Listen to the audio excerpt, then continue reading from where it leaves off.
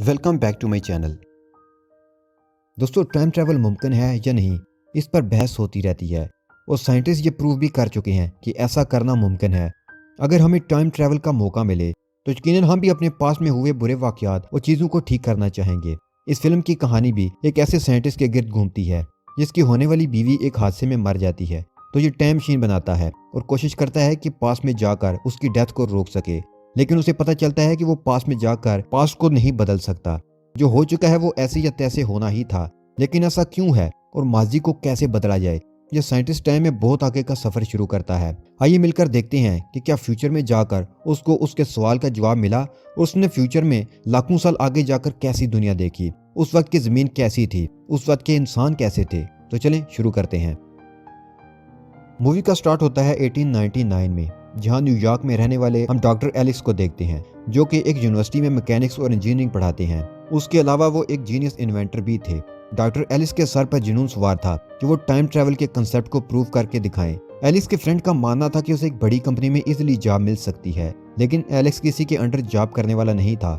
वो अपने इन्वेंशंस पर काम करना चाहता था। एलिक्स की एक फैंसी होती है जिसे वो बहुत प्यार करता है और आज भी वो अपनी फैंसी से मिलने जा रहा था। वहां उसकी नजर रास्ते में बंद पड़ी एक खराब गाड़ी पर पड़ती है, क्योंकि उस वक्त गाड़ियां ना होने के बराबर थीं, बिल्कुल ना होने के बराबर।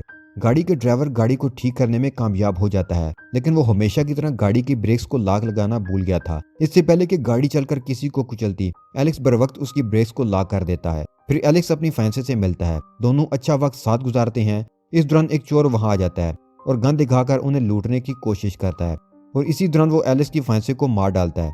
ये देखकर वो बहुत दुखी हो जाता है और ये दुख नहीं सह पाता, इसलिए वो डिसाइड करता है कि वो टाइम मशीन बनाएगा और वापस पास में जाकर अपने फैंसी की जान बचा लेगा। इस काम के लिए वो दिन रात एक कर देता है। इस तरह 4 साल की मेहनत के बाद वो टाइम मशीन इन्वेंट कर लेता है, लेकिन इस इन्वेंशन के बारे में वो अपने बेस्ट फ्रेंड को भी नहीं बताता। वो एलिस के लिए काफी फिक्रमंद रहता था, तो एलिस वक्त जाया किए बगैर मशीन को चलाता है और माजी में 1899 में जाता है, जहां वो अपनी फैंसी को देखकर बहुत खुश होता है। इससे पहले कि वो एक्सीडेंट फिर से रिपीट होता, वो अपनी फैंसी को लेकर दूर चला जाता है। लेकिन यहाँ एलेक्स इन्वेंटर होने के बावजूद टाइम और स्पेस के एक फैक्ट को भूल गया कि जो कुछ हो चुका है उसको बदला नहीं जा सकता, यानी किसी भी टाइम को हम चेंज नहीं कर सकते। और होता भी कुछ ऐसा ही है। वो अपनी फैंसी को प्रपोज करने लगता है, तो वो पहले फ्लावर शॉप से फ्लावर लेने चला जाता है। पीछे से वही गाड़ी आ जाती है जिसका ड्राइवर गाड़ी की ब्रेक को लाग लगाना भूल जाता है। आज भी यही होता है। वो गाड़ी चल पड़ती है और एलेक्स की फैंसी की मौत हो जाती है, जिससे एलेक्स एक बार फिर काफी सैड हो जाता है। लेकिन वो हार नहीं मानता और इस बार वो फ्यूचर में जाने का प्लान करता है, इस उम्मीद के साथ कि शायद फ्यूचर के लोग जानते हों कि पास्ट के वक्त को कैसे बदला जाता है। इसलिए वो 2030 में ट्रैवल करता है, जहां पर इंसान चांद पर जिंदगी गुजारने की तैयारी कर रहे हैं। उसके बाद एलिस एक लाइब्रेरी जाता है मजीद टाइम ट्रैवल के बारे में समझने के लिए, जहां उसकी मुलाकात होलोग्राम आर्टिफिशियल लाइब्रेरियन से होती है। एलिस उससे पूछता है कि पास्ट टाइम को कैसे चेंज किया जा सकता है।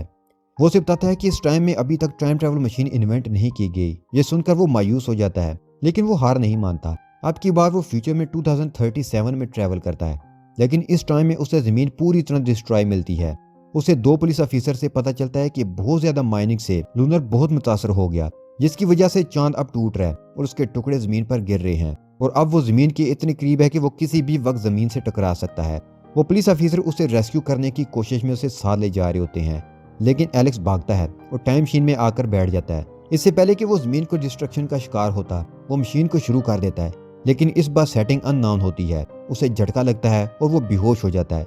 इस दौरान टाइम मशीन लाखों साल आगे का सफर शुरू कर देती है और इस सफर में जमीन डिस्ट्रॉय होने के बाद फिर से नॉर्मल हालत में आती हुई दिखाई जाती है। फिर जब एलेक्स को होश आता है तो वो मशीन को मजीद अगले सालों में जाने से रोकने के लिए उसे ऑफ कर देता है, लेकिन इस दौरान वो 8 लाख साल आगे के जमाने में पहुंच चुका होता है।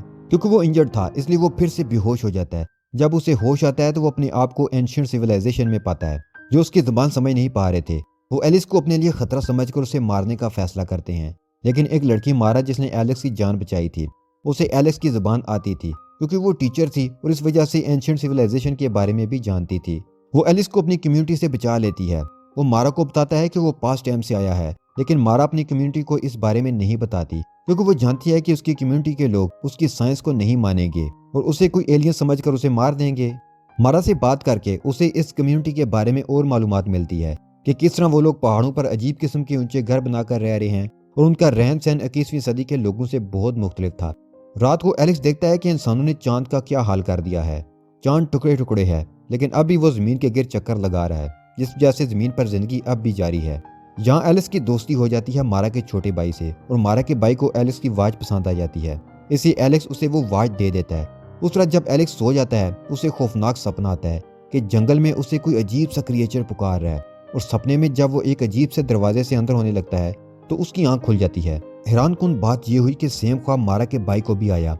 मारा एलिस को बताती है कि ये अजीब सा ख्वाब यहाँ हर इंसान को हर रात आता है। अगली सुबह मारा एलिस को कुछ बिल्डिंग्स के मलबे दिखाती है।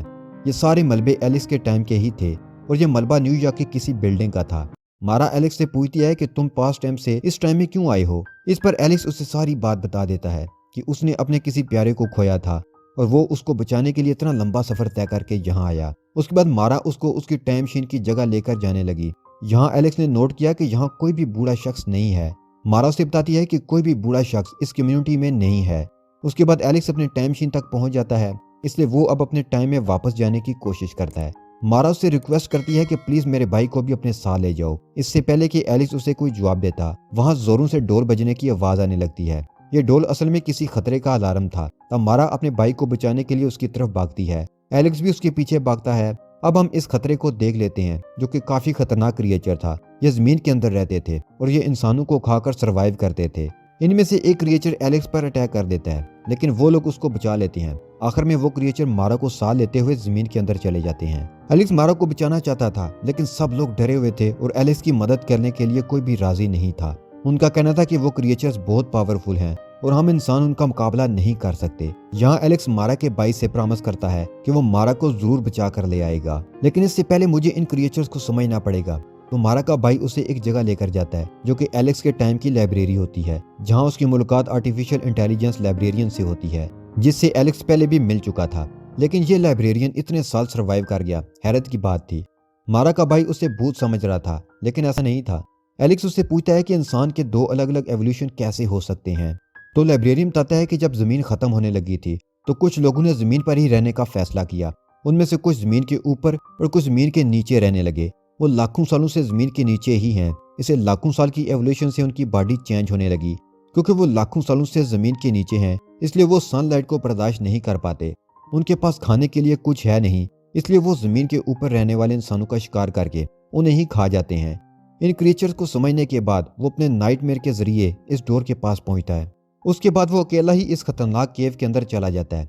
यहाँ वो बहुत सारे टनल्स देखता है, जिनको यूज करते हुए ये क्रिएचर्स कहीं से भी जमीन पर निकल आते थे और फिर यहीं से गायब हो जाते थे। यहाँ वो इन क्रिएचर्स को भी देखता है। इस दौरान वो एक तालाब में गिर जाता है, जो कि इंसानी हड्डियों से भरा होता है। यहाँ से एक क्रिएचर से फाइट के बाद वो आगे बढ़ता है तो उसे मारा भी मिल जाती है, जो एक पिंजरे में कैद थी। मारा को देखकर लग रहा था जैसे कि उसे किसी ने हिप्नोटाइज कर लिया हो। वो आगे बढ़ता है तो वहाँ उसकी मुलाकात इन क्रिएचर्स के लीडर से होती है, जो दिखने में काफी खतरनाक लग रहा था।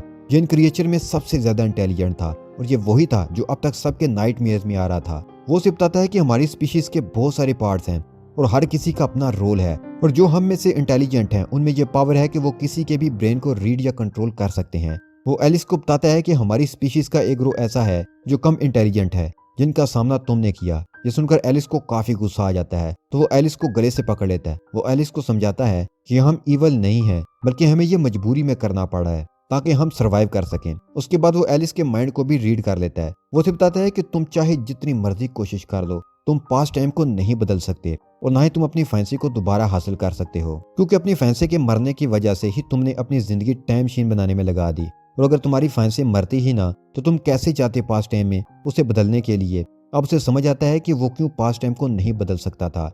और क्रिएचर के इस लीडर के पास ही एलिस की टाइम मशीन होती है। वो उसे कहता है कि तुम अपने वक्त में वापस चले जाओ, लेकिन एलिस के दिमाग में तो कुछ और ही चल रहा होता है। वो टाइम मशीन को फ्यूचर के सफर के लिए सेट करके क्रिएचर्स के लीडर का हाथ पकड़ लेता है। यहाँ वो फ्यूचर में टाइम ट्रेवल करना शुरू कर देते हैं। यहाँ उनकी फाइट होती है और लीडर मशीन से बाहर लटक जाता है, जहाँ टाइम तेजी से गुजरने की वजह से वो बूढ़ा होकर स्केलेटन में तब्दील हो जाता है और खत्म हो जाता है। और जब एलेक्स मशीन को रोकता है तो वो अपने आप को जमीन पर कई लाख साल आगे के वक्त में पाता है। यहाँ वो देखता है कि जमीन प्लेनेट मार्स की तरह बर्बाद हो चुकी है, जहाँ उसे सिर्फ वो क्रिएचर्स ही दिखाई दे रहे थे। यहाँ देखकर उसे लगता है कि इन क्रिएचर्स ने जमीन के ऊपर रहने वाले सब लोगों को मार दिया है। ये देखकर एलेक्स काफी परेशान हो जाता है, लेकिन अचानक वो डिसाइड करता है कि अगर वो पास्ट टाइम को चेंज नहीं कर सका तो वो फ्यूचर को चेंज करेगा।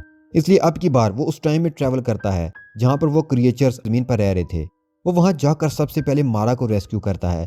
फिर वो अपनी मशीन को ऑन करके उसके व्हील को अपनी वॉच से जाम कर देता है, जिसकी वजह से वो मशीन अब खतरनाक वेव्स निकालना शुरू कर देती है। वो उन वेव्स से और क्रिएचर से बचने के लिए वहां से भागने लगते हैं। वो क्रिएचर्स उनका पीछा करते हैं, लेकिन वो भाग रहे होते हैं और भागकर बाहर आते हैं और कम्युनिटी के लोगों की मदद से वो बाहर आ जाते हैं। उसके बाद वो सारे क्रिएचर्स टाइम मशीन के खतरनाक वेव्स का शिकार होकर खत्म हो जाते हैं, जिसका मतलब था एलेक्स फ्यूचर को चेंज करने में कामयाब हो चुका था। अब वो क्रिएचर्स तो जिंदा नहीं रहे, इसलिए अब कम्युनिटी के लोग अब अगली सारी जिंदगी जिंदा रह सकते थे। यानी उसने इंसानियत को बचा लिया था और इसलिए शायद जमीन भी डिस्ट्रॉय होने से बच जाएगी। लेकिन फ्यूचर को चेंज करने के लिए एलेक्स को अपनी टाइम मशीन की कुर्बानी देनी पड़ी। यहाँ एलेक्स और मारा एक दूसरे को पसंद करने लगते हैं, तो एलेक्स यहीं रहने का फैसला करता है ताकि वो मारा के साथ अपनी न्यू लाइफ का स्टार्ट ले सके। उसके बाद हमें एलेक्स का फ्रेंड दिखाया जाता है जो अभी भी 1903 में था, लेकिन क्योंकि उसे काफी वक्त से एलिस के बारे में नहीं मालूम था, इसलिए वो एलिस की यादों को गुड बाय कह देता है। उसे उम्मीद थी कि शायद एलिस को वो मिल गया होगा जिसकी उसे तलाश थी। उसी के साथ ही ये मूवी यहाँ पर एंड हो जाती है।